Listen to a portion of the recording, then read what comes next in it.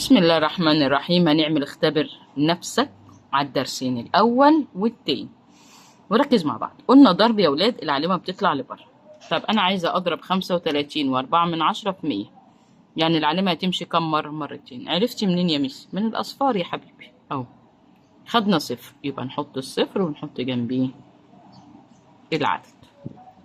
ناتج ضرب. طب ماشي يا ميس، ناتج ضرب ايه المشكلة يا حبيبي؟ ناتج ضرب هنا ال25%. 25%، يعني زيها زي 5%، 3%. يعني أحط الصفرين وأنزل العدد. قيمة الرقم 4. رقم قيمته، ركز، أحاد بعد العلامة جزء من 10، جزء من 100، جزء من 1000، بس ده عايز قيمة رقم، يعني الأربعة وأبدل الجزء من 10 والجزء من 100 أصفار. طيب ركز تاني. 45 بقت 450. تعتقد مين اللي ضربها عشان تزيد صفر؟ مين اللي ضربها عشان تزيد صفر؟ قيمة الرقم 4. طيب 45 أضربها في كام وزودتني صفر يا جميل؟ 10. 10 هي اللي بتديني صفر، 100 تديني صفرين، 1000 تديني 3 أصفار. حلو أوي يا ميس. طب عايزة أحل 3.9 في 100. علامة بتطلع فين في الضرب؟ بره. يلا مشيها بره. ما عنديش غير مرة واحدة خدت صفر. يتبقى لك إيه؟ حط العدد وحط الصفر الباقي. عند ضرب 3.215 في 10، فإن قيمة الرقم بتتغير عشان تبقى فين؟ يا مس مش عارفة يا مس. لا مش عارفة ايه، احنا لسه حلينها في التدريب وفي شرح الدرس. ركز كده. في 10 قلنا في الضرب العلامة بتجري على بره. طب هتجري كم مرة يا حبيبي؟ مرة واحدة، اللي هي مرة واحدة. الاتنين يعني 0 1. يعني هتركن ورا الاتنين. العربية مشيت عجلة واحدة. اهو حط العلامة ونزل باقي العدد بتاعك. طيب هو بيسألني، بيقول لي قيمة الخمسة تتغير عشان تبقى راحت فين؟ 5 هنا بقت فين يا ولاد؟ بدل ما هي جزء من 1000 لما ضربنا زادت بقت 5 من ايه؟ 5 من 100.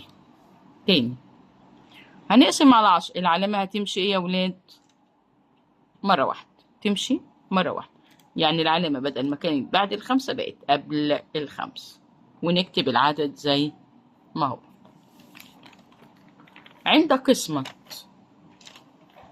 عند قسمة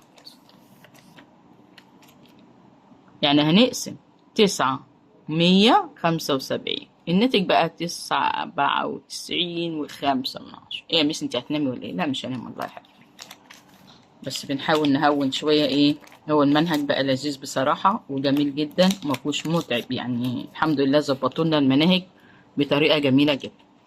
لما اقسم العدد ده 7 و9 و5، عيب يا ميس ما تقريش الارقام كده. 975 على مين؟ علشان العلامة تدخل مرة واحدة. ركز كده حبيبي اهي. يبقى على مين يا حبيبي؟ على 10. ركز تاني. عند ضرب العدد في 100 ويكون الناتج 8000. طب ما تقسم، شيل الصفرين، يبقى هو كان 80 وانا بضربه في 100 اداني 8000. قيمة العدد الصحيح ايه ده؟ اسمه. انا وقعت عيني على الاسم، مكملتش قريت السؤال. اسمه يبقى بتقل على طول. اذا كان 18 لعب اطفال هو 287. عايز تمن اللعبة. تعالى كده 287 وهجيب منهم 10 مرات. حط الصفر ونزل العدد يا جميل.